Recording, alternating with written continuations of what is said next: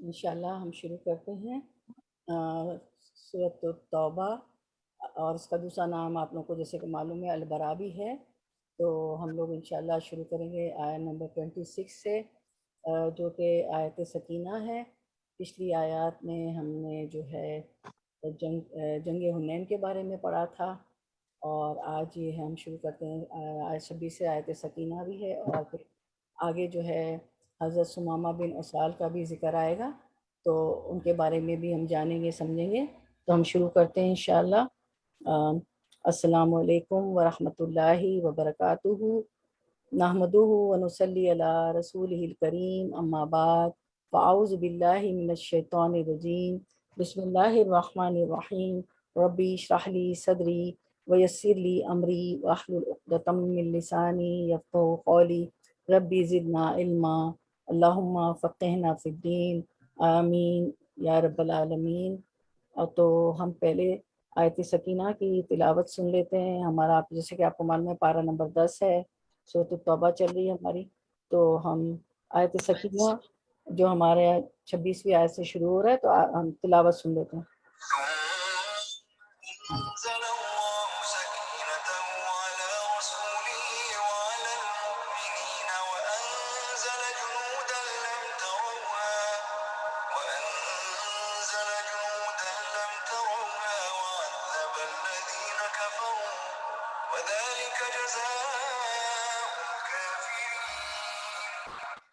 تو ہم پہلے دیکھ لیتے ہیں کہ آیت سکینہ کیا ہے، پھر ہم لفظی ترجمہ اور اس کی کریں گے ورڈ ٹو ورڈ ٹرانسلیشن۔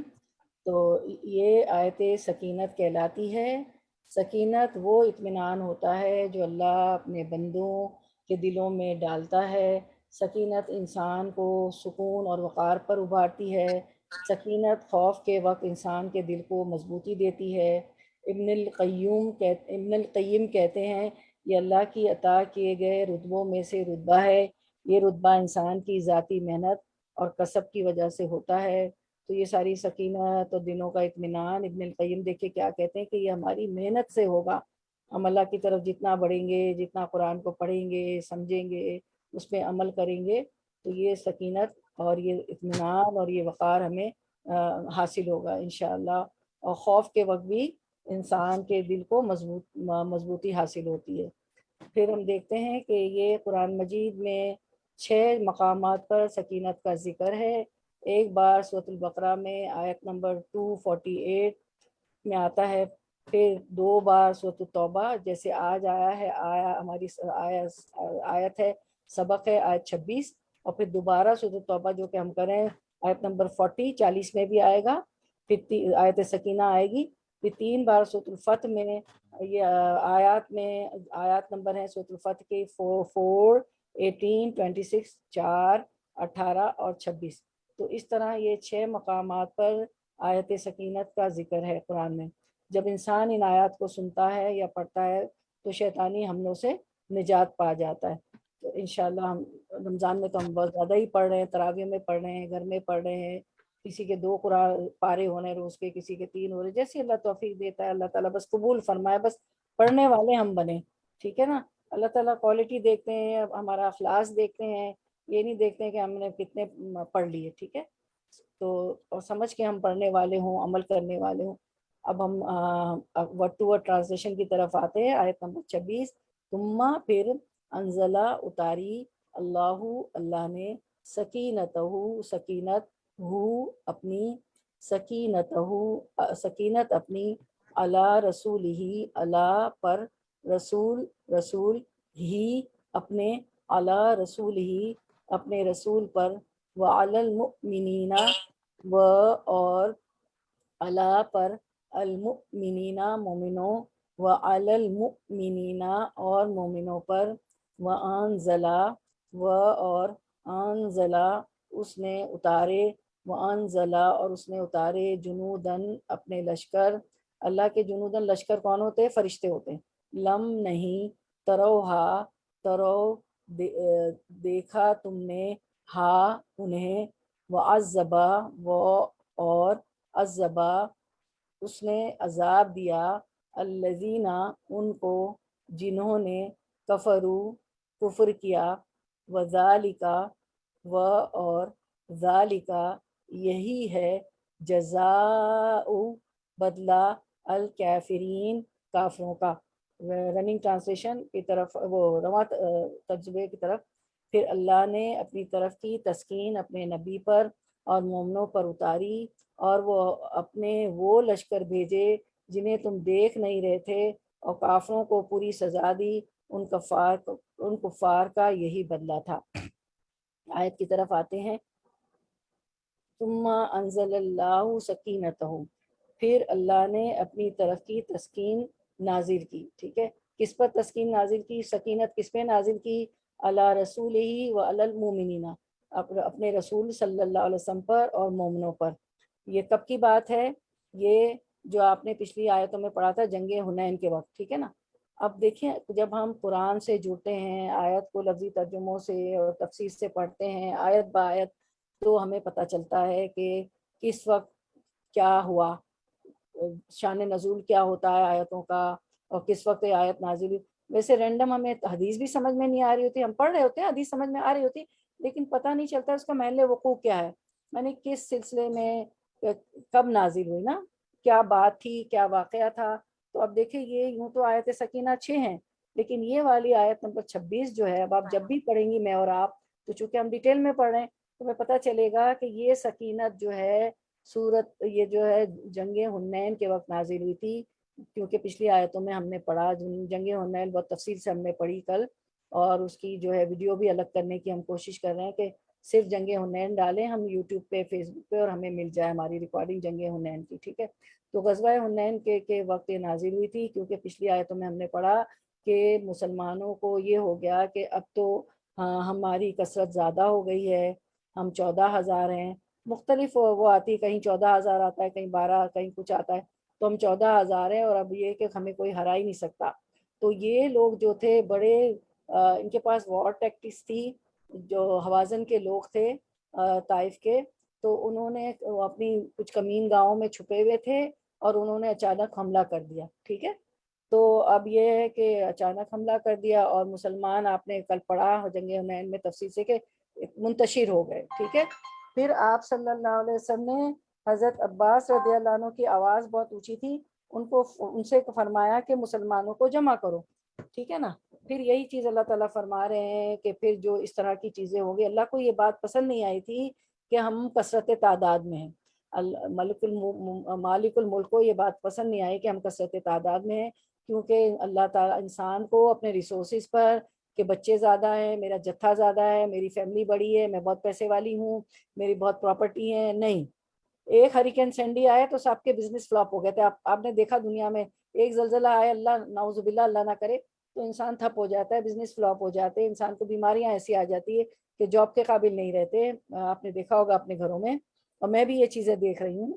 تو جو ہے اللہ تعالیٰ پہ بھروسہ ہونا چاہیے، ریسورسز جو اللہ نے دیے ہیں یہ تو کبھی بھی بیٹھ سکتے ہیں، ختم ہو سکتے ہیں، تو اس وجہ سے یہ ہوا۔ پھر اللہ تعالیٰ فرماتے ہیں کہ بہرحال ہم نے سکینت اتاری مسلمانوں پر اور آپ صلی اللہ علیہ وسلم پر اور مومنوں پر، اور پھر کیا کیا سکینت اتارنے کے ساتھ ساتھ، انزلہ جنودن، اور پھر اللہ تعالیٰ فرماتے ہیں کہ ہم نے ایسے لشکر بھیجے، لم تروہا، تم جسے دیکھ نہیں رہتے۔ اللہ کے لشکر کون ہیں؟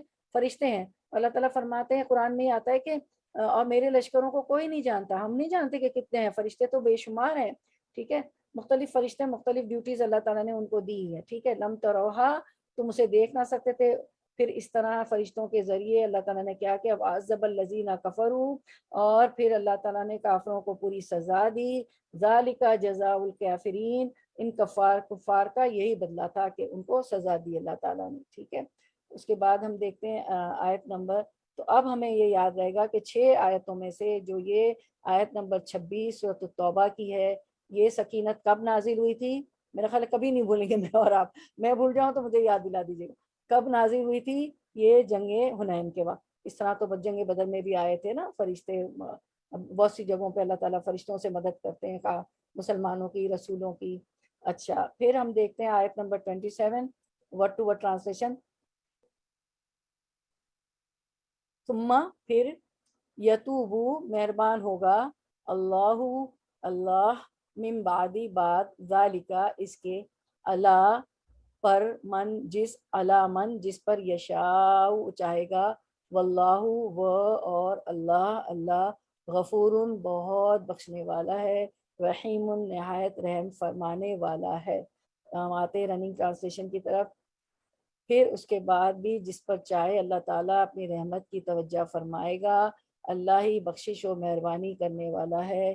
یہاں پر اللہ تعالیٰ جو ہے، یہ آپ کو پتہ ہے ابھی تک جنگ حنین کی بات چل رہی ہے، تو ہم آیت پہ آتے ہیں۔ اللہ تعالیٰ فرماتے ہیں ثم توبو، ثم یتوب اللہ من بعد ذالک، پھر اس کے بعد بھی جس پر چاہے اللہ تعالیٰ اپنی رحمت کی توجہ فرمائے گا، ثم یتوب اللہ من بعد ذالک علی من یشاء، پھر اس کے بعد بھی جس پر چاہے اللہ تعالیٰ اپنی رحمت کی توجہ فرمائے گا، کیونکہ واللہ غفور الرحیم، اللہ ہی بخشش اور مہربانی کرنے والا ہے۔ یعنی اللہ تعالیٰ یہاں پہ یہ بتایا گیا کہ حنین مکہ اور طائف کے درمیان ایک وادی ہے۔ یہ ایک سمری ہو رہی ہے اس آیت میں نا، جو کل آپ کر چکے ہیں، تو دیکھیں ایک ریویژن ہے، خود دیکھیں آیت میں آ گیا۔ حنین مکہ اور طائف کے درمیان ایک وادی ہے، یہاں حوازن اور ثقیف رہتے تھے قبیلے، یہ دونوں قبیلے تیر اندازی میں مشہور تھے، یہ مسلمانوں کے خلاف لڑنے کی تیاری کر رہے تھے۔ جس کا علم رسول اللہ صلی اللہ علیہ وسلم کو ہوا تو آپ 21,000 کا لشکر لے کر ان قبیلوں سے جنگ کے لیے حنین تشریف لے گئے۔ یہ فتح مکہ کے 18-19 دن بعد شوال کا واقعہ ہے۔ مذکورہ قبیلوں نے بھرپور تیاری کر رکھی تھی اور مختلف کمین گاہوں میں تیر اندازوں کو مقرر کر دیا تھا۔ ادھر مسلمانوں میں یہ عجب پیدا ہو گیا کہ آج کم از کم قلت کی وجہ سے ہم مغلوب نہیں ہوں گے، یعنی اللہ کی مدد کی بجائے اپنی کثرت تعداد پر اعتماد زیادہ ہو گیا۔ اللہ تعالیٰ کو یہ عجب کلمہ پسند نہیں آیا۔ جب حوازن کے تیر اندازوں نے مختلف کمین گاہوں سے مسلمانوں کے لشکر پر یکبارگی تیر اندازی کی، تو اس غیر متوقع اور اچانک تیروں کی بچھاڑ سے مسلمانوں کے قدم اکھڑ گئے اور وہ بھاگ کھڑے ہوئے۔ میدان میں صرف رسول اللہ صلی اللہ علیہ وسلم اور 100 کے قریب مسلمان رہ گئے۔ آپ صلی اللہ علیہ وسلم مسلمانوں کو پکار رہے تھے۔ اب آپ حدیث دیکھیں، اللہ کے بندو، دوسری حدیث اسکرین پہ، میرے پاس آؤ، میں اللہ کا رسول ہوں۔ کبھی یہ رضیہ کلمہ پڑھتے، انا النبی لا کذب، انا ابن عبد المطلب۔ پھر آپ صلی اللہ علیہ وسلم نے حضرت عباس کو نہایت بلند آواز سے حکم دیا کہ مسلمانوں کو جمع کرنے کے لیے آوازیں دیں۔ چنانچہ ان کی ندا سن کر مسلمان سخت پشیمان ہوئے اور دوبارہ میدان میں آ گئے، اور پھر اس طرح جم کر لڑے کہ اللہ نے فتح عطا فرمائی۔ اللہ تعالیٰ کی مدد بھی حاصل ہوئی، جس سے ان کے دلوں سے دشمنوں کا خوف دور ہو گیا۔ دوسرے فرشتوں کا نزول ہوا، یہ جو بھی آپ نے آیت میں پڑھا نا کہ سکینت نازل ہوئی، فرشتوں کا نزول ہوا، اس طرح اللہ کی مدد آئی۔ اس جنگ میں مسلمانوں نے 6,000 کافروں کو قیدی بنایا، جنہیں بعد میں نبی صلی اللہ علیہ وسلم کی درخواست پر چھوڑ دیا گیا، اور بہت سا مال غنیمت حاصل ہوا۔ جنگ کے بعد ان کے بہت سے سردار بھی مسلمان ہو گئے، اور یہاں آیت میں اللہ تعالیٰ نے اس واقعے کا مختصر ذکر فرما دیا۔ تو 26 اور 27 کو ہم پھر سے دیکھ لیتے ہیں، نصرت الہی کا ذکر، اور اسکرین پہ وہ بھی چلیں گی آپ کے پاس، حدیثیں بھی چلیں گی، ٹھیک ہے۔ تو ہم دیکھتے ہی حدیث جو آپ کے سامنے ہے، سیدنا عبداللہ بن مسعود رضی اللہ عنہ سے مروی ہے کہ وہ بیان کرتے ہیں کہ حنین کے دن جب رسول اللہ صلی اللہ علیہ وسلم کے ہمراہ تھا، لوگ پیٹ دے کر اور آپ صلی اللہ علیہ وسلم کو میدان میں چھوڑ کر فرار ہونے لگے۔ آپ صلی اللہ علیہ وسلم کے ساتھ صرف 80 مہاجرین اور انصار باقی رہ گئے تھے۔ ہم اپنے قدموں پر تقریباً اسی قدم پیچھے ہٹے تھے، اور ہم نے کفار کو پیٹ نہیں دکھائی تھی۔ انہی لوگوں پر اللہ تعالیٰ نے سکینت نازل کی تھی، اور رسول اللہ صلی اللہ علیہ وسلم اپنے خچر پر سوار ہو کر آگے بڑھتے گئے۔ آپ صلی اللہ علیہ وسلم کا خچر بتکا، اور آپ صلی اللہ علیہ وسلم اس کی کاٹھی سے ذرا اچکے۔ میں نے آپ صلی اللہ علیہ وسلم سے عرض کیا، آپ سیدھے ہو جائیں، اللہ آپ کو مزید بلند کرے۔ آپ صلی اللہ علیہ وسلم نے فرمایا، مجھے ایک مٹھی بھر مٹی پکڑاؤ۔ آپ سب نے وہ مٹی کفار کے چہروں کی طرف پھینکی، ان کی آنکھیں مٹی سے بھر گئیں۔ آپ سب نے فرمایا مہاجرین اور انصار کہاں ہیں؟ میں نے عرض کیا وہ لوگ ادھر ہیں۔ آپ سب نے فرمایا ان کو آواز دے کر بلاؤ۔ میں نے ان کو آواز دے کر بلایا، وہ سب آ گئے، ان کی تلواریں ان کے ہاتھوں میں تھی، یوں لگتا تھا کہ وہ آگ کے شعلے۔ اس کے بعد مشرکین پیٹ دکھا کر بھاگ گئے۔ تو مجاہد کہتے ہیں کہ برات کی یہ پہلی آیت ہے جس میں اللہ تعالیٰ اپنا بہت بڑا احسان مومنوں پر ذکر فرما رہا ہے کہ اس نے اپنی برات کی آیت آپ سمجھ رہے ہیں نا، یہ سورۃ البرات ہے، سورۃ التوبہ، تو فرما رہا ہے کہ اس نے اپنے نبی کے ساتھیوں کی خود امداد فرمائی، انہیں دشمنوں پر غالب کر دیا، اور ایک جگہ نہیں ہر جگہ اس کی مدد شامل حال رہی۔ اسی وجہ سے فتح و ظفر نے کبھی ہم رکابی نہ چھوڑی۔ یہ صرف تائید رہانی تھی، نہ کہ مال اسباب اور ہتھیار کی فراوانی اور نہ تعداد کی زیادتی۔ یاد کر لو حنین والے دن تمہیں ذرا اپنی تعداد کی کثرت پر ناز ہو گیا تھا تو کیا حال ہوا، پیٹ دکھا کر بھاگ نکلے تھے۔ صرف چند گنتی کے لوگ ہی اللہ کی پیغمبر صلی اللہ علیہ وسلم کے ساتھ ٹھہرے۔ اسی وقت اللہ کی مدد نازل ہوئی، اس نے دلوں میں تسکین ڈال دی۔ یہ اس لیے کہ تمہیں معلوم ہو جائے کہ مدد اسی اللہ کی طرف سے ہے۔ اس کی مدد سے چھوٹی چھوٹی جماعتوں نے بڑے بڑے گروہوں کے منہ پھیر دیے ہیں۔ اللہ کی امداد صبر کرنے والوں کے ساتھ ہوتی ہے۔ تو یہ واقعہ کل ہم تفصیل سے جنگ حنین کا پڑھ چکے ہیں نا۔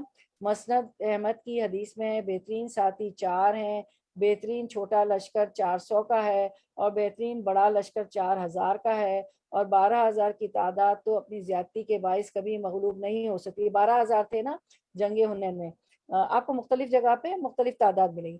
یہ اچھا، پھر امام ترمذی رحمۃ اللہ علیہ بتلاتے ہیں، اور یہ روایت سوائے ایک راوی کے باقی سب راویوں نے مرسل بیان کی ہے۔ ابن ماجہ اور بہقی میں بھی یہ روایت اسی طرح مروی ہے۔ سن 8 ہجری میں فتح مکہ کے بعد ماہ شوال میں جنگ حنین ہوئی تھی، جب حضور صلی اللہ علیہ وسلم فتح مکہ سے فارغ ہوئے اور ابتدائی امور سب انجام دے چکے، اور عموماً مکی حضرات مسلمان ہو چکے اور انہیں آپ آزاد بھی کر چکے، تو آپ کو خبر ملی کہ قبیلہ حوازن جمع ہوا ہے اور آپ سے جنگ کرنے پر آمادہ ہے۔ ان کا سردار مالک بن عوف نصرہ ہے، ثقیف کا سارا قبیلہ ان کے ساتھ ہے، اسی طرح بنو چشم، بنو سعد بن بکر بھی ہیں، اور بنو ہلال کے کچھ لوگ بھی ہیں، اور کچھ لوگ بنو عمرو بن عامر کے اور اون بن عامر کے بھی ہیں۔ یہ سب لوگ ماں اپنی عورتوں اور بچوں اور گھریلو مال کے میدان میں نکل کھڑے ہوئے ہیں، یہاں تک کہ اپنی بکریوں اور اونٹوں کو بھی انہوں نے ساتھ ہی رکھا۔ تو آپ اس لشکر کو لے کر جو آپ کے ساتھ مہاجرین اور انصار وغیرہ کا تھا ان کے مقابلے کے لیے چلے صلی اللہ علیہ وسلم۔ تقریباً 2009 مسلم مکہ بھی آپ کے ساتھ ہو لیے۔ یہ 9 مسلم کون تھے؟ جو فتح مکہ کے بعد مسلمان ہوئے تھے، تو اس طرح 10 ہو گئے۔ مکہ اور طائف کی درمیان کی وادی میں دونوں لشکر مل گئے اور جگہ کا نام حنین تھا۔ صبح سویرے منہ اندھیرے قبیلہ حوازن جو کمین گاہ میں چھپے ہوئے تھے، انہوں نے بے خبری میں مسلمانوں پر اچانک حملہ کر دیا، بے پناہ تیر باری کرتے ہوئے آگے بڑھے اور تلواریں چلانی شروع کر دی۔ یہاں مسلمانوں میں دفتن ابتری پھیل گئی اور یہ منہ پھیر کر بھاگ کھڑے ہوئے، لیکن رسول اللہ صلی اللہ علیہ وسلم ان کی طرف بڑھے۔ آپ اس وقت سفید خچر پر سوار تھے۔ حضرت عباس رضی اللہ عنہ آپ کے جانور کی دائیں جانب سے نکیل تھامے ہوئے تھے۔ حضرت ابو سفیان بن حارث بن عبد المطلب بائیں طرف سے نکیل پکڑے ہوئے تھے۔ ابو سفیان بھی فتح مکہ کے بعد مسلمان ہو گئے تھے۔ جانور کی تیزی کو یہ لوگ روک رہے تھے۔ آپ با آواز بلند صلی اللہ علیہ وسلم اپنا نام لے کر لوگوں کو پہچان کرا رہے تھے، مسلمانوں کو واپسی کا حکم فرما رہے تھے اور ندا کرتے جاتے تھے کہ اللہ کے بندو کہاں چلے، میری طرف آؤ، میں اللہ کا سچا رسول ہوں، میں نبی ہوں، جھوٹا نہیں ہوں، میں اولاد عبد المطلب میں سے ہوں۔ آپ کے ساتھ اس وقت صرف 80 یا 100 کے قریب صحابہ رضی اللہ عنہ رہ گئے تھے۔ حضرت ابو بکر، حضرت عمر، حضرت عباس، حضرت علی، حضرت فضل بن عباس، حضرت ابو سفیان بن حارث، حضرت ایمن بن ایمن، حضرت اسامہ بن زید رضی اللہ عنہم وغیرہ آپ کے ساتھی تھے۔ پھر آپ نے اپنے چچا حضرت عباس رضی اللہ عنہ کو بہت بلند آواز والے تھے حکم دیا کہ درخت کے نیچے بیعت کرنے والے میرے صحابیوں کو آواز دو کہ وہ نہ بھاگیں۔ بس آپ نے یہ کہہ کر کہ اے ببول کے درخت تلے بیعت کرنے والو، اے سورہ بقرہ کے حاملو، بس یہ آواز ان کے کانوں میں پہنچی تھی کہ انہوں نے ہر طرف سے لبیک لبیک کہنا شروع کیا اور آواز کی جانب لپک پڑے، اور اسی وقت لوٹ کر آپ کے پاس آ کھڑے ہو گئے، یہاں تک کہ اگر کسی کا اونٹ اڑ گیا تو اس نے اپنی ذرا پہن لی اور اونٹ پر سے کود گیا اور پیدل سرکار نبوت صلی اللہ علیہ وسلم میں حاضر ہو گیا۔ پھر جب کچھ جماعت آپ کے ارد گرد جمع ہوئی، آپ نے اللہ سے دعا مانگنی شروع کی کہ بار الہی، جو وعدہ تیرا میرے ساتھ ہے اسے پورا فرما۔ پھر آپ نے زمین سے مٹی کی ایک مٹھی بھر لی اور اسے کافروں کی طرف پھینکا، جس سے ان کی آنکھیں اور ان کا منہ بھر گیا، وہ لڑائی کے قابل نہ رہے۔ ادھر مسلمانوں نے ان پر دھاوا بول دیا، ان کے قدم اکھڑ گئے، بھاگ نکلے۔ مسلمانوں نے ان کا پیچھا کیا اور مسلمانوں کی باقی فوج حضور صلی اللہ علیہ وسلم کے پاس پہنچی۔ اتنی دیر میں تو انہوں نے ان کفار کو قید کر کے حضور کے سامنے ڈھیر کر دیا۔ مسند احمد میں کہ حضرت عبد الرحمن فہری، جن کا نام یزید بن اسید ہے یا یزید بن انیس ہے اور قرض بھی کہا جاتا ہے، فرماتے ہیں کہ میں اس مارکے میں رسول اللہ صلی اللہ علیہ وسلم کے ساتھ تھا۔ دن سخت گرمی والا تھا، دوپہر کو ہم درختوں کے سائے تلے ٹھہر گئے۔ سورج کے ڈھلنے کے بعد میں نے اپنے ہتھیار لگا لیے اور اپنے گھوڑے پر سوار ہو کر رسول اللہ صلی اللہ علیہ وسلم کے خیمے میں پہنچا۔ سلام کے بعد میں نے کہا، حضور ہوائیں ٹھنڈی ہو گئی ہیں؟ آپ نے فرمایا، ہاں ٹھیک ہے۔ بلال، اس وقت بلال رضی اللہ عنہ ایک درخت کے سائے میں تھے۔ حضور کی آواز سنتے ہی پرندے کی طرح گویا اڑ کر لبیک و صادق و انا فدا کا کہتے ہوئے حاضر ہوئے۔ آپ نے فرمایا، میری سواری تیار کرو۔ اسی طرح انہوں نے زین نکالی جس کے دونوں پلے کھجور کی رسی کے تھے، جس میں کوئی فخر و غرور کی چیز نہ تھی۔ جب کہ کس چکے تو حضور سوار ہوئے، میں نے سب بندی کر لی۔ شام اور رات اسی طرح گزری، پھر دونوں لشکروں کی مٹبھیڑ ہوئی تو مسلمان بھاگ کھڑے ہوئے، جیسے قرآن میں فرمایا۔ حضور نے آواز دی کہ اے اللہ کے بندو، میں اللہ کا بندہ ہوں اور رسول ہوں۔ اے مہاجرین، میں اللہ کا بندہ اور رسول اللہ ہوں۔ پھر اپنے گھوڑے سے اتر پڑے، مٹی کی ایک مٹھی بھر لی اور یہ فرما کر کہ ان کے چہرے بگڑ جائیں، کافروں کی طرف پھینک دی۔ اسی سے اللہ نے انہیں شکست دے دی۔ ان مشرکوں کا بیان ہے کہ ہم میں سے ایک بھی ایسا نہ تھا جس کی آنکھوں اور منہ میں یہ مٹی نہ آئی ہو۔ اسی وقت ہمیں ایسے معلوم ہونے لگا گویا زمین اور آسمان کے درمیان لوہا کسی لوہے کی تشت پر بج رہا ہے۔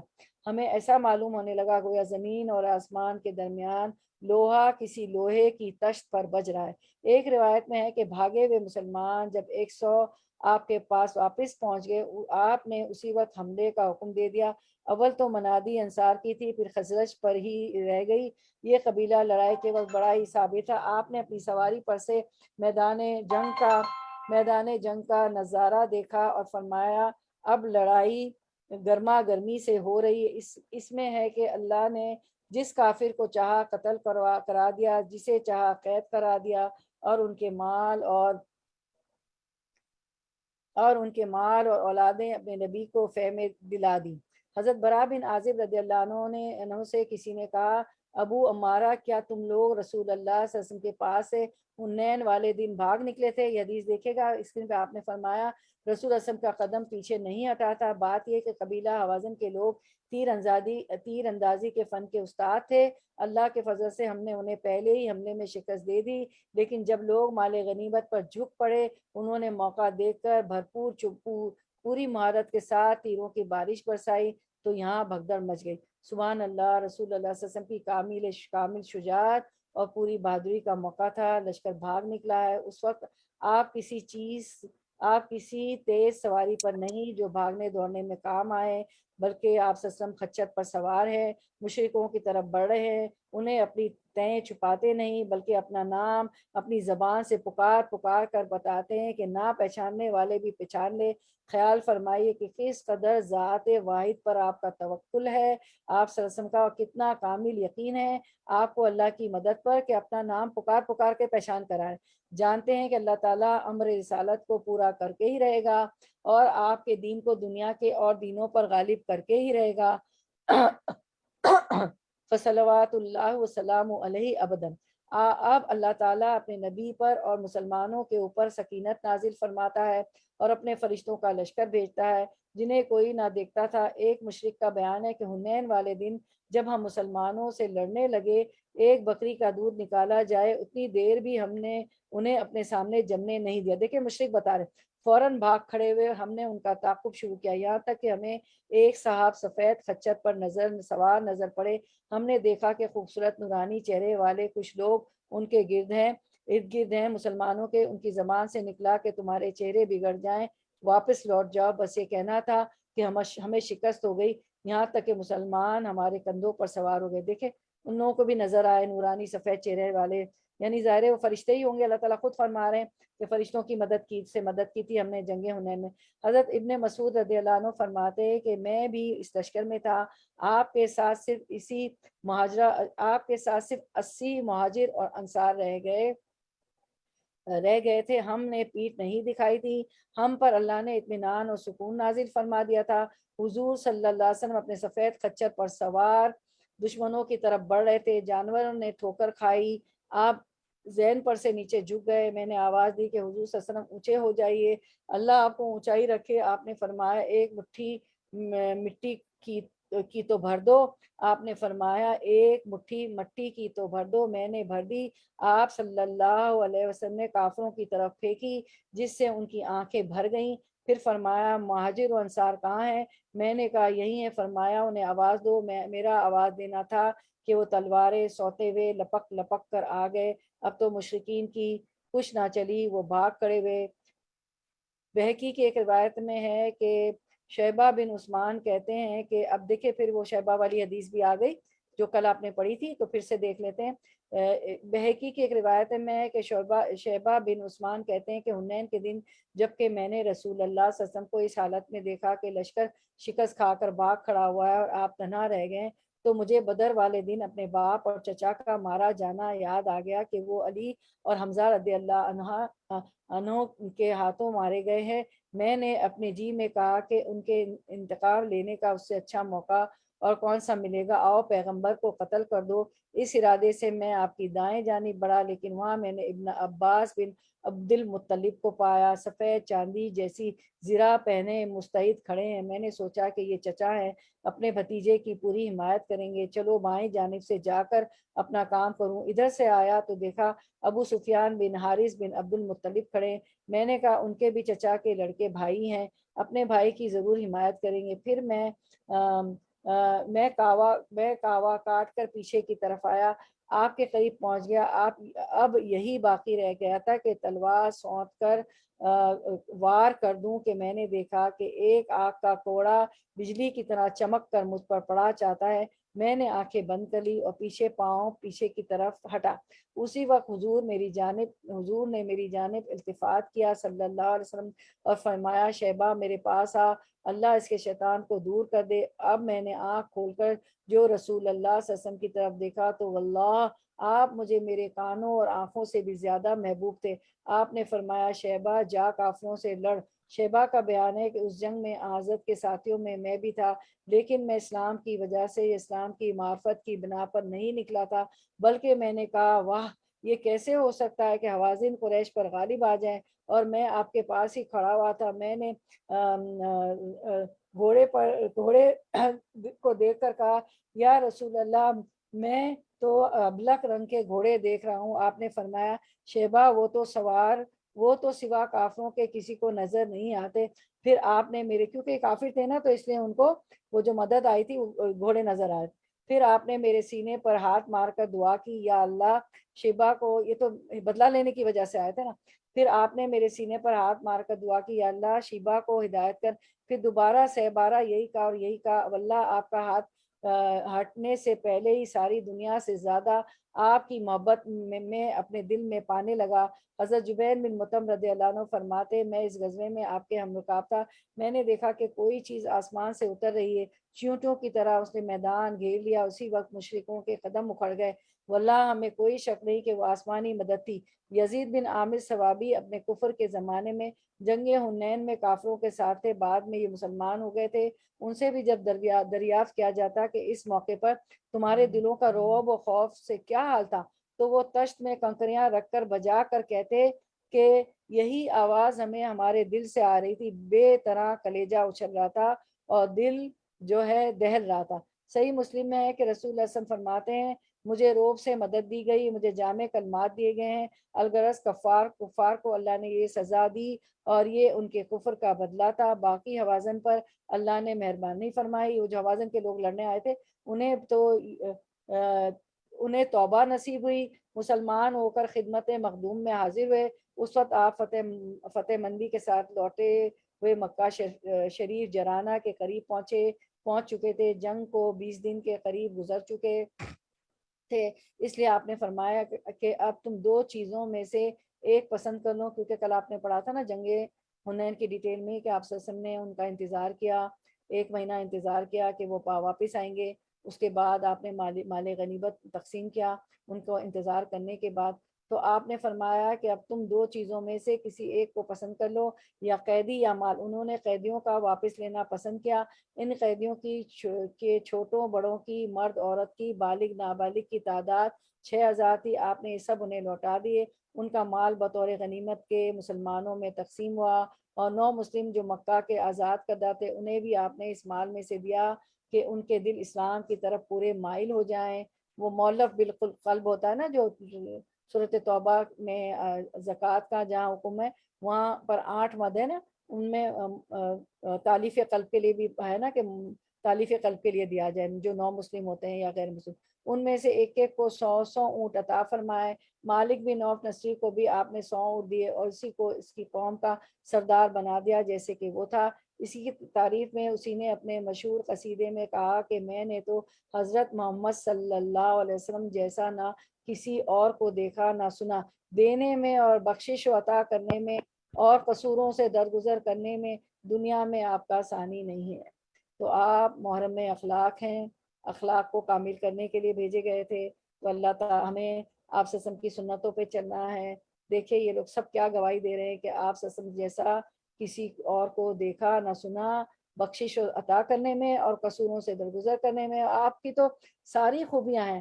تو یہاں پہ جو انہوں نے جنگ میں دیکھا تو ہمیں بھی بخشش و عطا کرنی چاہیے، لوگوں کو مال بچا بچا کے نہیں رکھنا چاہیے، اور جو آج جا کے اپنے وارڈروب کھولیں، نہ وہ نواسی پہنے گی نہ وہ بیٹی پہنے گی، سب ڈیزائنر ویئر اب سے نئی نئی چیزیں آ گئی ہیں، برتن ہو کپڑے ہوں، آپ کے وارڈروب میرے اور آپ کے کھل نہیں رہے، فرسٹ دا لیسن فار می، سب دے ڈالیں، ٹھیک ہے؟ تو اور لوگوں کے قصور معاف کر دیں، ویسے بھی رمضان کا مہینہ ہے، خود فون کر لیں، کوئی روٹھا ہوا ہے، آپ کو پتہ ہے کہ جب تک کوئی ہم سے روٹھا ہوا ہوگا ہمارا خونی ہمارے عزیز رشتہ دار، تو ہمارے اعمال نامے ہی نہیں پیش ہوں گے۔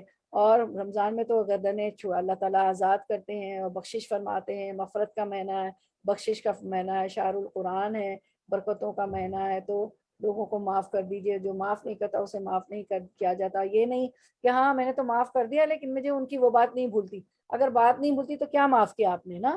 تو انشاءاللہ میرے لیے بھی سبق ہے اس میں۔ آپ کل قیامت کے دن ہونے والے تمام امور سے مطلع فرماتے رہتے ہیں، یہی نہیں شجاعت اور بہادری میں بھی آپ بے مثل ہیں، میدان جنگ میں گرجتے ہوئے شیر کی طرح آپ دشمنوں کی طرف بڑھتے ہیں۔ تو ہماری ایک سمری دوبارہ ہو گئی، اب امید ہے کہ میں اور آپ کبھی بھی جنگ حنین نہیں بولیں گے۔ یہ آیت ہمیں پتہ چلے معلوم ہوا ہے، یاد رہے گی کہ سورۃ التوبہ میں ہم نے یہ پڑھی تھی، اور آیت سکینت جو 6 آیتوں میں سے ایک جو ہے آیت نمبر 26 آیت سکینہ، یہ سکینت جو ہے جنگ حنین میں نازل ہوئی تھی۔ الحمدللہ، اللہ کا شکر، وما توفیق الا باللہ، ہم اس قابل نہیں تھے، اللہ تعالیٰ کی توفیق سے ہم پڑھ رہے ہیں، اور آپ بہنوں کا شکریہ کہ آپ میں نہ بھی پڑھاؤں تو کہتی ہیں کہ چلے نہیں پڑھتے ہیں، اور بہت بہت اللہ آپ لوگوں کو بہترین اجر دیں کہ میرے ساتھ مل کے پڑھنے والی ہیں، ماشاءاللہ اہل اللہ ہیں، اہل القرآن ہیں، آپ کو پتہ ہے اہل اللہ اہل القرآن کے تو بہت مرتبے، واقعی اللہ ہمیں ایسا بنا دے۔ تو اب آیت نمبر 28 کی طرف آتے ہیں، جس میں ہم ایک صحابی کا واقعہ پڑھیں گے، حضرت اسامہ بن اسال کے متعلق پڑھیں گے، ٹھیک ہے انشاءاللہ۔ ورڈ ٹو ورڈ ٹرانسلیشن، یا ایھا الذین، یا ایھا اے لوگو، یا ایھا اے الذین لوگو جو، یا ایھا الذین اے لوگو جو، آمنو ایمان لائے ہو، انما بے شک، المشرکون مشرکین، نجس ناپاک ہیں، فلا فتو لا نہ یقربو وہ قریب آئیں المسجدہ مسجد الحرامہ حرام کے بعد عامہم حاذا اپنے اس سال کے اور ان اگر خف تم خوف ہو تمہیں عیلتن مفلسی کا فسوفا تو ان قریب یغنیکم غنی کر دے گا تمہیں اللہ من فضلی اپنے فضل سے ان اگر شاء وہ چاہے انا بے شک اللہ علیم خوب علم والا ہے حکیم بہت حکمت والا ہے۔ رننگ ٹرانسلیشن کی طرف آتے ہیں۔ اے ایمان والو بے شک مشرک بالکل ہی ناپاک ہیں، وہ اس سال کے بعد مسجد حرام کے پاس بھی نہ پھٹکنے پائیں۔ اگر تمہیں مفلسی کا خوف ہے تو اللہ تمہیں دولت مند کر دے گا اپنے فضل سے اگر چاہے، اللہ جو ہے جاننے والا اور حکمت والا ہے۔ تو ہم اس کی طرف آتے ہیں آیت کی طرف۔ تو یہ آیت سکینہ ہماری ختم ہوئی، تو پھر سے ذرا ہم ایک بار سن لیتے ہیں، پھر ہم اس کی تفسیر کرتے ہیں اس آیت کی انشاءاللہ۔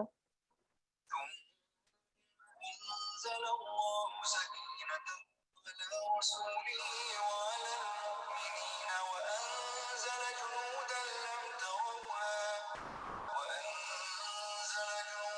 لم تروها وعذب الذين كفروا وذلك جزاء الكافرين۔ جی چلیں ہم اپنی آیت کرتے ہیں اگلی۔ ہاں، یا ایھا الذین آمنو اے ایمان والو، اللہ تعالیٰ کیا فرماتے، انما المشرکون نجسا بے شک مشرک بالکل ہی ناپاک ہیں۔ ٹھیک ہے، تو اس کو ہم دیکھتے ہیں، مشرک کے پلید ناپاک ہونے کا مطلب عقائد و اعمال کے لحاظ سے ناپاک ہونا ہے، کیونکہ وہ جو ہے مسلمان نہیں ہیں، اللہ کو نہیں مانتے ہیں، تو ان کے عقائد جو ہے صحیح نہیں ہے، تو عقائد و اعمال کے لحاظ سے ناپاک ہونا ہے۔ بعض کے نزدیک مشرک ظاہر و باطن دونوں اعتبار سے ناپاک ہے، تو ان کو تو آپ کو پتہ ہے نا، طہارت بھی وہ نہیں کرتے صحیح طریقے سے، تو ایک تو عقائد کی ناپاکی ہے، اعمال کی ناپاکی ہے، اور ایک بعض لوگ کے نزدیک یہ ظاہر و باطن دونوں اعتبار سے ناپاک ہے، کیونکہ وہ طہارت و صفائی و پاکیزگی کا اس طرح اہتمام نہیں کرتا جس کا حکم شریعت نے دیا ہے، جس طرح مسلمان کرتے ہیں۔ ٹھیک ہے، تو اللہ تعالیٰ نے فرمایا کہ ایمان والو بے شک مشرک بالکل ہی ناپاک ہے، یا ایھا الذین آمنوا انما المشرکون نجس، تو اب کیا کرو یہ ناپاک ہیں تو فلا تقربوا المسجد الحرام بعد عامہم، ٹھیک ہے، بعد عامہم ھذا، تو اب کیا ہے، وہ اس سال کے بعد مسجد حرام کے پاس بھی نہ پھٹکنے پائیں۔ ٹھیک ہے نا، اور آپ نے دیکھا تھا، ہم نے پچھلی آیتوں میں پڑھا تھا کہ آپ صلی اللہ علیہ وسلم نے حضرت ابو بکر صدیق کو پھر بھیجا، پہلے پھر حضرت علی کرم اللہ وجہ کو بھیجا تھا کہ عام اعلان کر دیں، یہ سورۃ برا نازل ہوئی کہ کوئی مشرک اس سال کے بعد جو ہے حج نہیں کرے گا، کوئی ننگا ہو کے حج نہیں کرے گا۔ تو اب اس میں ہم دیکھتے ہیں کہ یہ وہی حکم ہے جو سن 9 ہجری میں اعلان برات کے ساتھ کیا گیا تھا، جس کی تفصیل ہم پڑھ چکے ہیں۔ ممانعت بعض کے نزدیک صرف مسجد حرام کے لیے ہے، تو بعض لوگ کہتے ہیں کہ جو یہاں پہ آیا ہے نا کہ یہ لوگ نجس ہیں مشرک اور مسجد میں نہ جائیں، تو بعض مفسرین بعض علماء کہتے ہیں کہ اس کی ممانعت بعض کے نزدیک مسجد حرام کے لیے، ورنہ حسب ضرورت مشرکین دیگر مساجد میں داخل ہو سکتے ہیں، جس طرح نبی کریم صلی اللہ علیہ وسلم نے ثمامہ بن اسال کو مسجد نبی کے ستون سے باندھے رکھا تھا، حتیٰ کہ اللہ نے ان کے دل میں اسلام کی اور نبی صلی اللہ علیہ وسلم کی محبت ڈال دی اور وہ مسلمان ہو گئے۔ علاوہ ازیں اکثر علماء کے نزدیک یہاں مسجد حرام سے مراد پورا حرم ہے، یعنی حدود حرم کے اندر مشرک کا داخلہ ممنوع ہے، یعنی بعض آثار کی بنیاد پر اس حکم سے ذمی اور خدام کو مستثنیٰ کیا گیا ہے۔ اسی طرح حضرت عمر بن عبدالعزیز نے اس سے استدلال کرتے ہوئے اپنے دور حکومت میں یہود و نصارہ کو بھی مسلمانوں کی مسجدوں میں داخلے سے ممانعت کا حکم جاری کر دیا تھا۔ اچھا، اس کے بعد ہم آگے آیت دیکھتے ہیں۔ اچھا، وَإِنْ خِفْتُمْ عَيْلَةً، ٹھیک ہے، اگر تم ڈرتے ہو محتاجی سے، ٹھیک ہے، اگر تم مفلسی کا خوف کرتے ہو تو کیا ہوگا، فَسَوْفَ يُغْنِيكُمُ اللَّهُ مِنْ فَضْلِهِ، تو اللہ تمہیں دولت مند کر دے گا اپنے فضل سے اگر اللہ چاہے، انشاءاللہ اگر اللہ چاہے، ان اللہ علیم حکیم، کیونکہ بے شک اللہ جاننے والا اور حکمت والا ہے۔ اب کیا ہوا کہ جب ان کو مشرکین کی ممانعت سے بعض مسلمانوں کے دل میں یہ خیال آیا کہ حج کے موسم میں زیادہ اجتماع کی وجہ سے جو تجارت ہوتی ہے یہ متاثر ہوگی. آپ کو پتہ ہے یہ تو متولی تھے خانہ کعبہ کے، تو جو تجارت ہوتی تھی لوگ آتے تھے، ہمیشہ یہ ہوتا ہے نا لوگ پیسہ لاتے ہیں خرچ کرتے ہیں. دوسرے ملکوں میں ہم جاتے ہیں تو کیا ہوتا ہے خرچ کرتے ہیں. تو ان کو یہ ہوا کہ اب یہ ممانعت ہو گئی ہے مشرکین کی. تو بعض مسلمانوں کے دل میں یہ خیال ہے کہ حج کے موسم میں زیادہ اجتماع کی وجہ سے جو تجارت ہوتی تھی یہ متاثر ہوگی. تو اللہ تعالیٰ نے فرمایا اس مفلسی یعنی کاروبار کی کمی سے ڈرنے کی ضرورت نہیں ہے، اللہ تعالیٰ عنقریب اپنے فضل سے تمہیں غنی کر دے گا. چنانچہ فتوحات کی وجہ سے کثرت سے مال غنیمت مسلمانوں کو حاصل ہوا. اور آپ کو پتہ ہے فتح مکے کے بعد بھی فتوحات ہوئی. ابھی پہلی فتح آپ نے جنگ حنین آپ پڑھیں، اور پھر طائف بھی گئے تھے آپ سب، پھر بتدریج سارا عرب بھی مسلمان ہو گیا. اور حج کے موسم میں حاجیوں کی ریل پیل بھی اسی طرح ہو گئی جس طرح پہلے تھی، بلکہ اس سے کہیں زیادہ ہوئی. اور جو مسلسل روزے افزوئی ہے، یعنی جو مسلسل بڑھتی چلی جا رہی آج تک ہم دیکھ رہے ہیں نا.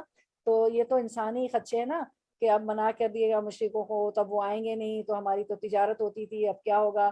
پھر ان کو تو ہدیے بھی ملتے تھے. آپ کو پتا ہے کہ ابو لہب کو تو سونے کے 2 ہرن بھی ملے تھے. تو خیر یہ تو مسلمان سوچ رہے تھے کہ کیا ہوگا.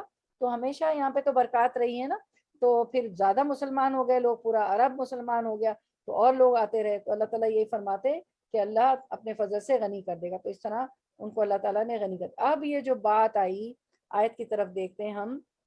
اس سے پچھلی آیت جو تھی کہ اللہ تعالیٰ نے فرمایا کہ جو ہے مشرکین جو ہے نجس ہیں. ٹھیک ہے، یا الذین آمنوا انما المشرکون نجس. آپ نے you name it and you have it منہ سے نکالو، اسکرین پہ ہماری آئی ٹی انچارج لے آتی کہ یہ جو ہے نجس ہے. بے شک مشرکین بالکل ناپاک ہیں، وہ اس سال کے بعد مسجد حرام کے پاس بھی نہ پٹکنے پائیں. ٹھیک ہے. تو ابھی میں نے تفسیر میں پڑھا کہ آپ صلی اللہ علیہ وسلم جو ہے، ایک تو ہم نے یہ پڑھا کہ ہمیں حیض کے دوران پیریڈس کے دوران مسجد میں جانا منع ہے. ٹھیک ہے، کیونکہ وہ بھی ایک جو ہے گندگی ہے. ٹھیک ہے، اس کو قرآن میں کہا ہے اذن. یہ میں نہیں کہہ رہی ہوں، اللہ تعالیٰ نے فرمایا کہ وہ اذن ہے، ایک بیماری ہے. ٹھیک ہے، ایک تکلیف ہے. ٹھیک ہے، تو ہمیں منع کیا گیا. ٹھیک ہے. اس کے بعد ہاتھ ناپاک نہیں ہوتے ہیں. بی بی عائشہ رضی اللہ عنہا سے آپ صلی اللہ علیہ وسلم نے جانماز مانگی تو وہ کہنے لگی میں حیض سے ہوں، کہ ہاتھ ناپاک نہیں ہے. ٹھیک ہے، تو اللہ کا حکم ہے تو ہم نہیں جاتے مسجدوں میں. پھر ہمیں یہ بھی فرمایا گیا ہے کہ آپ سے کی روایت میں ہمیں ملتا ہے کہ یہ کھا کے نہ جاؤ، کیا کھا کے نہ جاؤ، پیاز اور لہسن کھا کے مسجدوں میں نہ جاؤ. ہم سے یہ بھی کہا گیا ہے. ٹھیک ہے.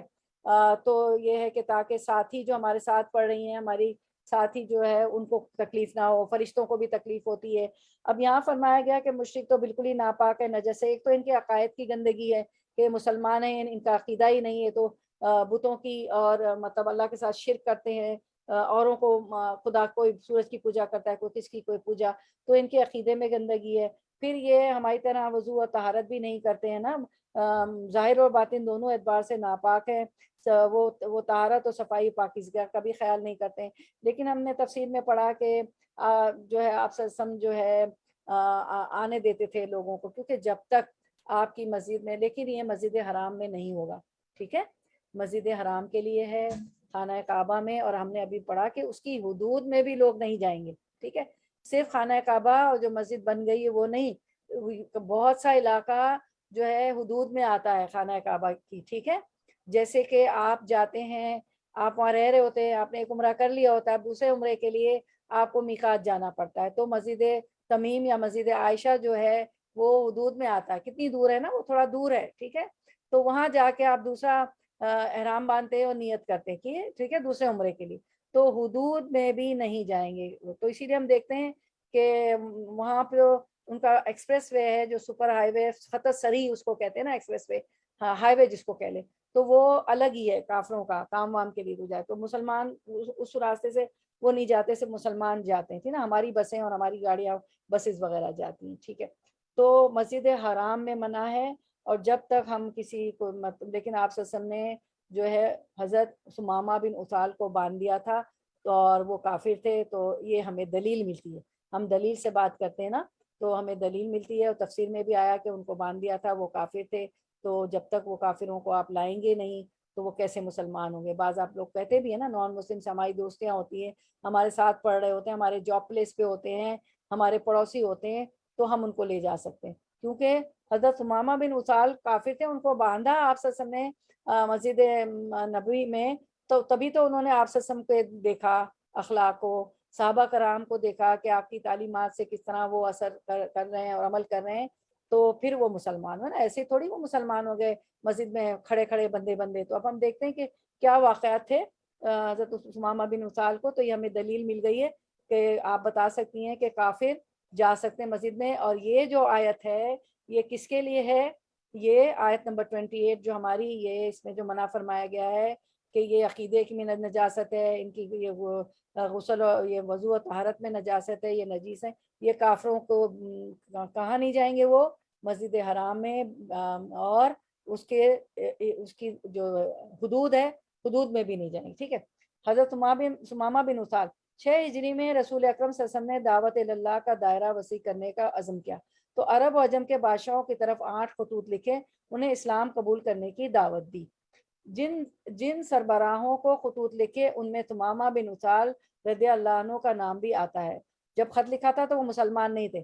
بلا شبہ ثمامہ بن اسال رضی اللہ عنہ کا شمار زمانہ جاہلیت کے باروب عرب بادشاہوں میں ہوتا ہے، اور یہ قبیلہ بنو حنیفہ کے قابل رشک سردار تھے، اور یمامہ کے ایسے ہر دل عزیز و باروب سردار تھے کہ جس کی کبھی بھی حکم عدولی نہ ہوتی تھی، ان کی ہر بات مانتے تھے لوگ۔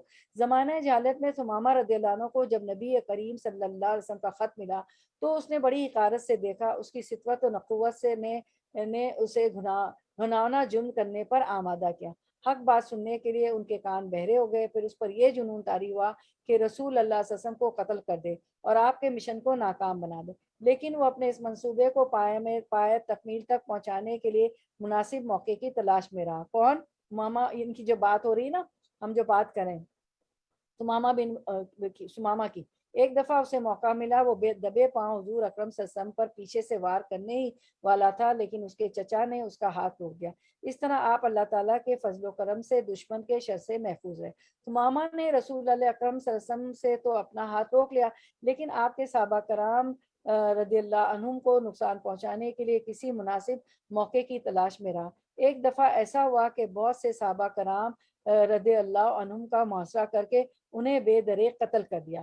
یہ اندوناک خبر سن کر نبی کریم صلی اللہ علیہ وسلم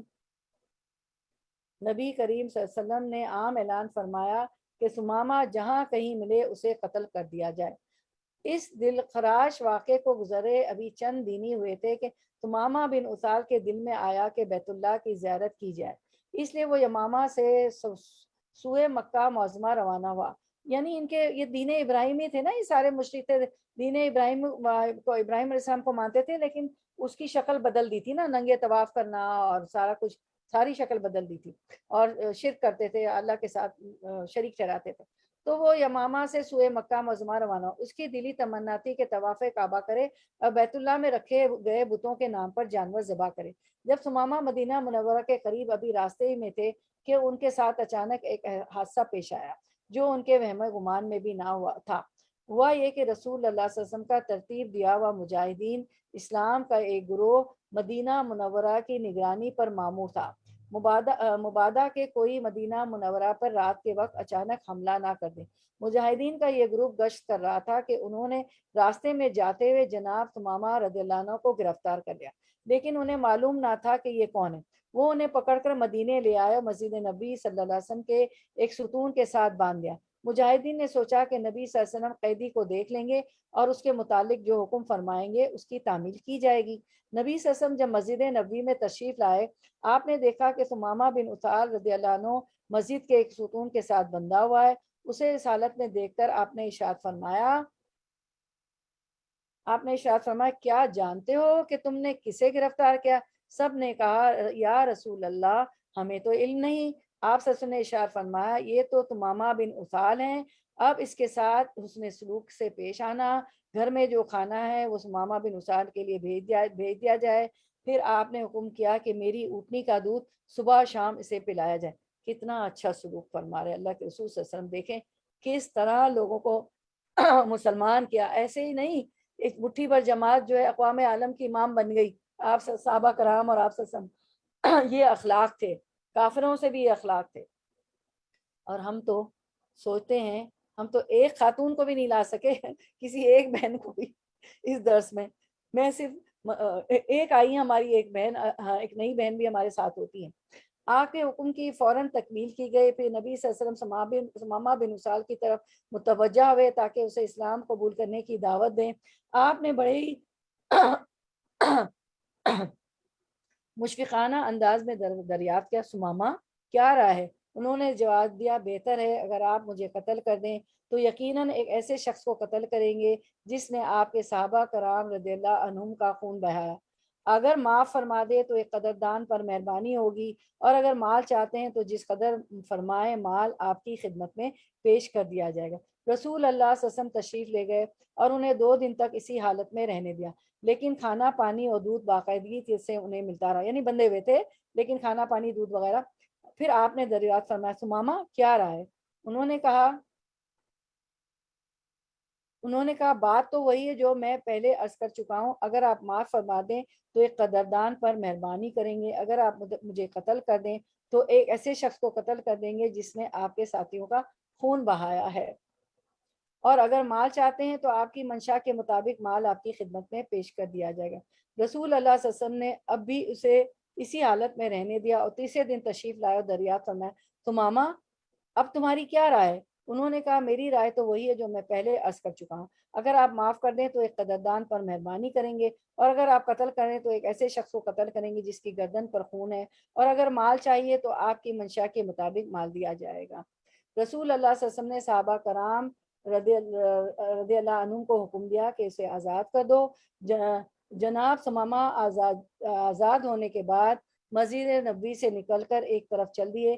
مدینہ منورہ کی ایک جانب بقی کے نزدیک ایک نخلستان تھا، وہاں ایک مقام پر پانی بھی جمع تھا۔ اپنی اونٹنی وہاں بٹھا کر خوب اچھی طرح غسل کیا اور واپس مسجد نبوی میں آ کر سب لوگوں کے سامنے با آواز بلند کہا، اشہد اللہ الہ الا اللہ، اسکرین پہ دیکھیں، واشہد ان محمدن عبدہ ورسولہ، میں گواہی دیتا ہوں کہ اللہ کے سوا کوئی معبود نہیں، اور میں گواہی دیتا ہوں کہ محمد صلی اللہ علیہ وسلم اس کے بندے اور اس کے رسول ہیں۔ ٹھیک ہے، اب آپ دیکھیں ان کو باندھا ہوا ہے، ٹھیک ہے، اب ہمیں کوئی باندھ دے تو ہمیں تو پھر جو ہے کہ بھپر جانا چاہیے، بات نہیں ماننا چاہیے، لیکن دیکھیں انہوں نے کچھ ان کے اخلاق دیکھے، اللہ کے رسول صلی اللہ علیہ وسلم کے دیکھے، صحابہ کرام جو آپ صلی اللہ علیہ وسلم کی قرآن و حدیث کی اللہ کا فرمان مان کے جو بات قرآن دین پہ چلتے تھے، ان کے اخلاق کو دیکھا، ایسے تھوڑی مسلمان ہو گئے۔ پھر انہوں نے دیکھا کہ ان کو کھانے پینے میں، دودھ میں کوئی کمی نہیں ہوتی تھی، اس سے خود اپنی اونٹی سے آپ سب کی اونٹی کا اونٹ دیا جاتا تھا، اتنی ان کی اچھی ان سے ساتھ سلوک کیے گئے۔ بعد ازاں محبت بھرے انداز میں یوں گویا ہوئے، میرے پیارے محمد صلی اللہ علیہ وسلم کی قسم، اسلام قبول کرنے سے پہلے آپ روئے زمین پر مجھے آپ کے چہرے سے زیادہ کوئی چہرہ برا نہ لگتا تھا، لیکن آج میرے لیے کائنات میں تمام چہروں سے محبوب ترین چہرہ آپ ہی کا ہے۔ اللہ کی قسم آج سے پہلے آپ کا یہ شہر دنیا کے تمام شہروں سے زیادہ برا معلوم ہوتا تھا، اور آج یہ مجھے تمام شہروں سے زیادہ محبوب دکھائی دیتا ہے۔ پھر اس کے بعد درد بھرے لہجے میں عرض کیا، یا رسول اللہ صلی اللہ علیہ وسلم، مجھے انتہائی افسوس ہے کہ میں نے آپ کے صحابہ رضی اللہ عنہم کا بے دریغ خون بہایا ہے، بھلا میرے اس جرم کا مداوع کیسے ہوگا؟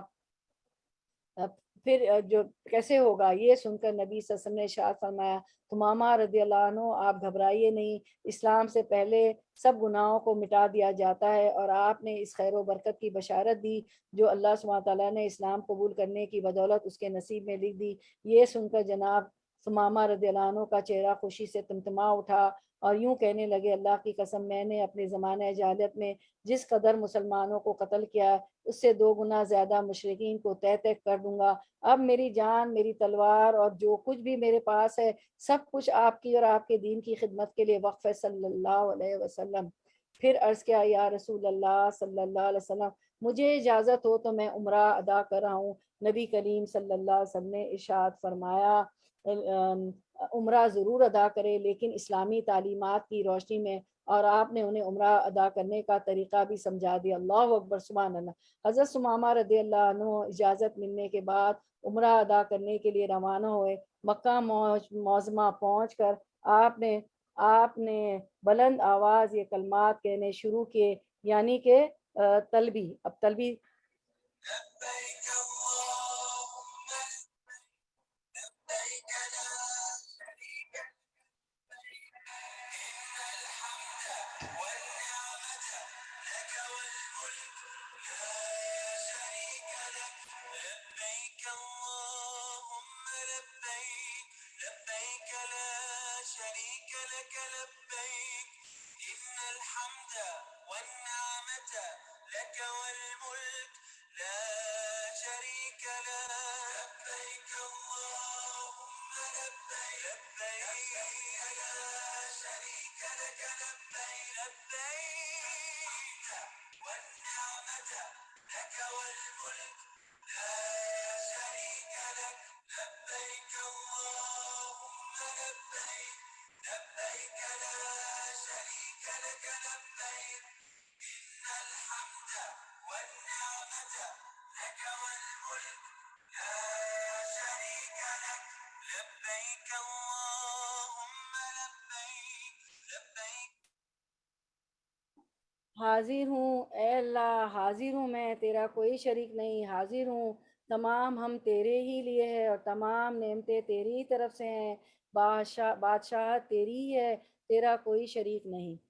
تو یہ ظاہر ہے آپ کو پتہ ہے نا، تلبی پڑھتے ہوئے جاتے ہیں ہم خانہ کعبہ میں۔ اللہ تعالیٰ ہم سب کو نصیب کریں۔ ہماری ایک بہن تو واپس آ گئی ماشاءاللہ، انہوں نے ظاہر ہے ہم سب کے لیے دعا بھی کی۔ اللہ تعالیٰ ہم سب کو لے جائے، حرمین شریفین کی زیارت کرائے، حج عمرے اللہ تعالیٰ ہمیں بہت زیادہ نصیب کرے فرمائے، اور ہم جا بھی چکے ہیں تو دوبارہ لے جائے، اور ہم پھر سے ہم بھی داخل ہوں یہ لبیک کہتے ہوئے، اور ہم اللہ تعالیٰ روضہ رسول کی زیارت بھی ہمیں کروائے۔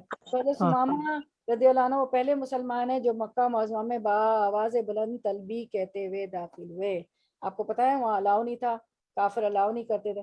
قریش نے اونچی آواز میں جب یہ کلمات سنے تو ان کے غصے کی انتہا نہ رہی، سب لوگ تلواریں ہاتھوں میں لیے گھروں سے باہر نکل آئے تاکہ اس شخص کو گرفتار کر سکے جس نے مکے میں آ کر ان کے عقائد کے خلاف ان کے عقائد کے خلاف جو ہے بانگ دہل کلمات کہنے کی جرت کی۔ جب قوم ثمامہ کے پاس پہنچی رضی اللہ عنہ تو آپ نے ایک بار پھر اونچی آواز سے تلبی کا۔ کفار اسلحہ تان کر کھڑے ہو گئے۔ قریش میں سے ایک نوجوان نیزہ لے کر آگے بڑھا تاکہ آپ پر حملہ آور ہو، لیکن دوسروں نے اس کے ہاتھ پکڑ لیے اور کہا، ارے تم جانتے نہیں ہو یہ کون ہے؟ یہ تو یمامہ کا بادشاہ ثمامہ بن اسال ہے۔ بخدا اگر تم نے اسے کوئی تکلیف دی تو اس کی قوم ہماری اقتصادی امداد بند کر دے گی، یعنی وہ گندم بھیجا کرتے تھے نا وہاں سے، اور ہم بھوکے مر جائیں گے۔ قوم نے یہ سن کر اپنی تلواریں نیام میں ڈال لی اور حضرت ثمامہ رضی اللہ عنہ سے محو گفتگو ہوئے۔ کہنے لگے، ثمامہ رضی اللہ عنہ تجھے کیا ہوا؟ کیا تم بے دین ہو گئے ہو؟ کیا تم نے اپنے آبا و اجداد کے دین کو چھوڑ دیا؟ دیکھا اب تلوار سے وار نہیں کیا۔ آج بھی یہی ہو رہا ہے، جس کا زور ہے، جس کا انفلوئنس ہے، جس کی لاٹھی اس کی بھینس۔ آج بھی یہی ہو رہا ہے۔ جب سنا کہ یہ بادشاہ ہے یمامہ کا اور ہماری اقتصادی امداد بند کر دے گا، ہمیں گندم نہیں آئے گا، تو اس کو چھوڑ دیا۔ دیکھیں یہ انسان کی فطرت ہر زمانے میں یہی رہی ہے، 1400 سال پہلے آدم علیہ السلام سے لے کر اور آج تک، اور جب تک اس امت کا آخری انسان آئے گا۔ بس اللہ ہمیں ہدایت دے۔ اور جبھی تو حابیل نے قابل کو، بھائی نے بھائی کو قتل کر دیا تھا، ٹھیک ہے۔ تو کہنے لگے، ثمامہ رضی اللہ عنہ تجھے کیا ہوا؟ کیا تم بے دین ہو گئے ہو؟ کیا تم نے اپنے آبا و اجداد کے دین کو چھوڑ دیا؟ آپ نے فرمایا، میں بے دین نہیں ہوا، بلکہ میں تو عمدہ دین کو اختیار کر لیا ہے۔ دیکھیں بہادری اور جرات۔ اور فرمایا، رب کعبہ کی قسم، اب سرزمین نجد میں سے اس وقت تک تمہارے لیے گندم کا ایک دانہ بھی نہیں آئے گا جب تک کہ تم میرے پیارے محمد صلی اللہ علیہ وسلم کی اطاعت اختیار نہ کر لو۔ حضرت ثمامہ بن اسال نے قریش کے سامنے بالکل اسی طرح عمرہ ادا کیا جس طرح رسول اللہ صلی اللہ علیہ وسلم نے انہیں تعلیم دی تھی۔ عمرہ ادا کرنے کے بعد اللہ کی راہ میں ایک جانور قربان کیا اور اپنے ملک کی طرف روانہ ہو گئے۔ وہاں پہنچ کر سب سے پہلے بھی یہی حکم صادر کیا کہ قریش کی اقتصادی امداد بند کر دی جائے، اور آپ کے حکم کی تعمیل کرتے ہوئے قوم نے اہل مکہ کی اقتصادی امداد روک دی، گندم وغیرہ بھیجنا چھوڑ دیا۔ حضرت ثمامہ بن اسال رضی اللہ عنہ کے اس حکم کے بعد قریش کا عرصہ حیات تنگ ہونے لگا۔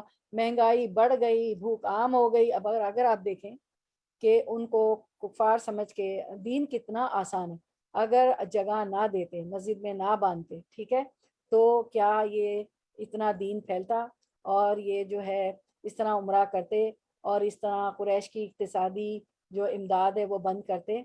तो दीन कितना फ्लेक्सिबल है, हमारा दीन कितना फ्लेक्सिबल है। बल्कि आप सब बहनों को तो याद भी होगा, एक हदीस के एक बद्दू आया, उसने मस्जिद नबी में पेशाब कर दी। साहबा का बस नहीं चल रहा था कि वो क्या कर डाले। अल्लाह के रसूल सल्लल्लाहु अलैहि वसल्लम ने उन्हें रोका, नहीं, उसे उसकी हाजत पूरी करने दो। क्योंकि हाजत हम रोकते हैं ना, रोकनी नहीं चाहिए। जैसे ही आए, हम काम कर रहे होते हैं, हम कहते हैं अभी, बाद दफा हम रोक रहे होते हैं ना, चूल्हा बंद कर दे, भले हंडिया हंडिया नहीं जलेगी, और चली जाए, क्योंकि उससे बहुत सी बीमारियां हो जाती। तो आप सब ने फरमाया हाजत उसको पूरी करने दो। उसने जब हाजत कर ली, अल्लाह के रसूल सल्लल्लाहु अलैहि वसल्लम खुद उठे हैं, खुद जो है बाल्टी लेके पानी डाला है। तो देखें उसका ये असर हुआ।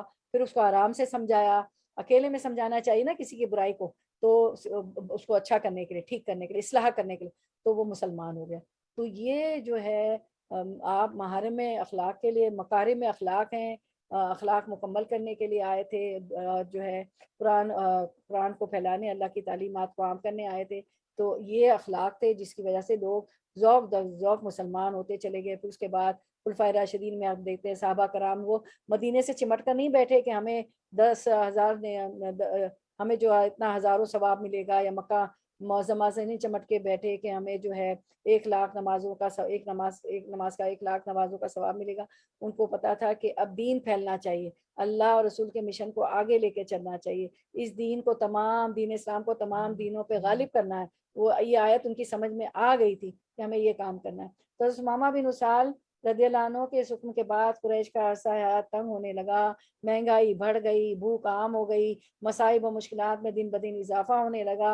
यहाँ तक कि उन्हें इस बात का अंदेशा लाक हो गया कि वो और उनके बच्चे भूख से हलाक हो जाएंगे। इस नाजुक तरीन मौके पर उन्होंने रसूल अल्लाह की तरफ एक खत लिखा, जिसमें ये तहरीर था, हमारा तो ख्याल था कि आप सिलाया रहमी फरमाएंगे और दूसरों को भी इसकी तलकीन करेंगे, लेकिन आपने तो क़ता रहमी की एक मिसाल कायम कर दी, और हमारे आबा व अजदाद और हमारे आपने एक मिसाल, और हमारे आबा अजदाद और हमारी औलाद को भूख से मार दिया। आपकी इतला के लिए अर्ज़ है कि सुमामा बिन उसाल ने हमारी इक़्तिसादी इमदाद बंद कर दी। अज़ाए करम उसे हुक्म दे कि वो हमारी इक़्तिसादी इमदाद बहाल कर दे, अशियाए खुदूनी हमें भेजना शुरू कर दे। नबी सल्लम ने हज़रत सुमामा रज़ियल्लाहु अन्हु को ख़त लिखा कि कुरैश की इक़्तिसादी इमदाद बहाल कर दें। तो उन्होंने आपके हुक्म की तामील करते हुए कुरैश की इक़्तिसादी इमदाद बहाल कर दी।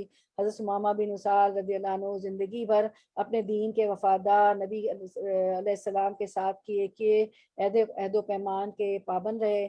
जब रसूल अल्लाह सल्लल्लाहु अलैहि वसल्लम ने अल्लाह ताला को प्यारे जब रसूल अल्लाह सल्लल्लाहु अलैहि वसल्लम अल्लाह ताला को प्यारे हो गए, और आम लोग दीन इलाही से इज्तिमाई और इनफरादी तौर पर मुनहरिफ हो गए, उधर मुसलमा कज़्ज़ाब ने नबूवत का दावा कर दिया था। आप सल्लल्लाहु के बाद मुसलमा कज़्ज़ाब जो था वो कहता था कि मैं नबी हूँ, नबूवत का दावा कर दिया। देखिए आप सल्लल्लाहु के बाद भी कितने चैलेंजेस थे साहबा कराम को, और अपनी कौम बनु हनीफा को अपने ऊपर ईमान लाने की दावत देने लगा।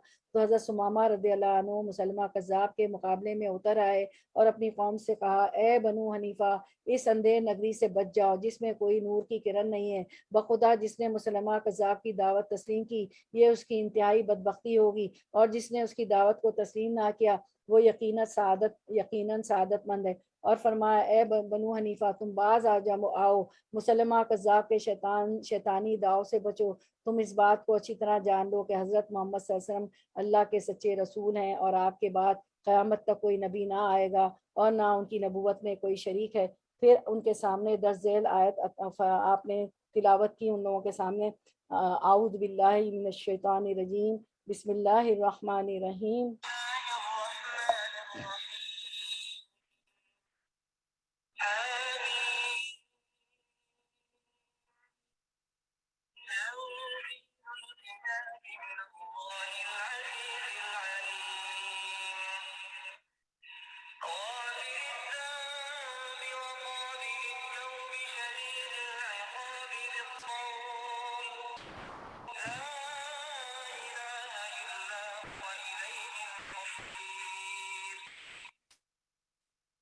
चलें फिर जो तर्जुमा हम देख लेते हैं इंशाअल्लाह। اس کتاب کا نازل فرمانا اس اللہ کی طرف سے ہے جو غالب اور دانا ہے۔ دوسری آیت کا ترجمہ، گناہ کا بخشنے والا اور توبہ کا قبول فرمانے والا، سخت عذاب والا، انعام و قدرت والا، جس کے سوا کوئی معبود نہیں، اسی کی طرف واپس لوٹنا ہے۔ اب ہمیں بھی اللہ تعالیٰ عذاب سے بچا لے، رمضان میں ہماری اللہ تعالیٰ مغفرت فرما دے، اور ہمارے اللہ تعالیٰ تمام عبادات جو بھی ہم کرتے ہیں، ہماری قولی فعلی نمازیں، ہمارا قرآن کا پڑھنا، ہمارا تراویح نماز، جو کچھ بھی اللہ تعالیٰ ہمارے روزے، سب ہماری زکوٰۃ، سب اللہ تعالیٰ قبول فرما لے اور جنت الفردوس میں جگہ دے، آگ کے عذاب سے بچائے۔ تو یہ تھی حضرت ثمامہ بن اسال کے متعلق ساری ہم نے ان کی واقعہ پڑھا، اور جو ہے آپ سیرت کی کتابوں میں یا پڑھ سکتی ہیں، اور اس میں وین دا مون اسپلٹ اس میں بھی ہے، اس کا بھی اردو ترجمہ ہے، اس میں ہے، اور اصحاب صحابہ کے درخشاں پہلو، اس میں بھی تمام صحابہ کے جو ہے واقعات ہیں، تو یہ کتاب بھی خرید لیں، ٹھیک ہے۔ تو میں نے یہ سارا کچھ اصحاب صحابہ کے درخشاں پہلو اور سب جگہوں سے لے کے آپ کو بتایا تھا انشاءاللہ، تو آپ بھی جا کے پڑھیے انشاءاللہ۔ PDF اتنا نہیں چلتے ہیں کتابیں خریدنے، تو اللہ تعالیٰ ہم جو کچھ پڑھتے ہیں سمجھتے ہیں اس میں عمل پیرا ہونے کی توفیق عطا فرمائے۔ آپ کا ٹائم بھی تھوڑا 5 منٹ اوپر ہو گیا انشاءاللہ۔ جو ہے اب ہمارے انشاءاللہ منگل کو ہمارا ہوگا درس انشاءاللہ منگل کو ملاقات ہوگی، اور ہفتے کو انگلش کا ہوتا ہے، اس میں آل عمران چل رہی ہے، اس میں بھی آپ لوگ کوشش کریں کہ آپ لوگ شامل ہو، بچے ابھی شامل ہوں۔ وآخر دعوانا ان الحمدللہ رب العالمین، سبحانک اللہم و بحمدک، اشہد ان لا الہ الا انت، استغفرک و اتوب الیک۔ السلام علیکم ورحمۃ اللہ وبرکاتہ۔ کسی کو کچھ کہنا ہو کہ آپ لوگوں نے کیا سیکھا تو وعلیکم